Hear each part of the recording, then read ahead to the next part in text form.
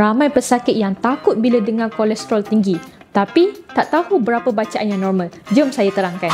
Jumlah kolesterol yang normal adalah bawah daripada 5.2 mmol per liter.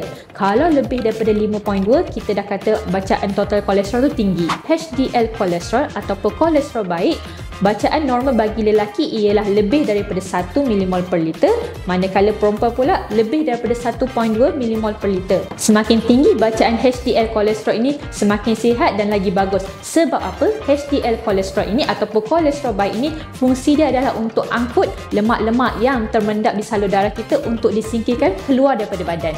Bagi bacaan lemak dalam darah iaitu triglyceride, bacaan normalnya adalah di bawah 1.7 mm per liter. Kalau lebih 1.7 pun sama juga, dah kata ada triglyceride yang tinggi. Jika bacaan triglyceride ni sangat tinggi, boleh menyebabkan pankreatitis ataupun keradangan pada pankreas. Untuk pesakit yang buat bariatrik, berita baiknya ialah kebanyakan kolesterol akan turun dalam masa 3 ke 6 bulan selepas serjeri sebab hormon dan metabolisme jadi lebih stabil. Kalau anda nak saya semak bacaan kolesterol anda ataupun nak tahu sesuai ataupun tak buat bariatrik serjeri, komen kolesterol kat bawah ataupun DM kami.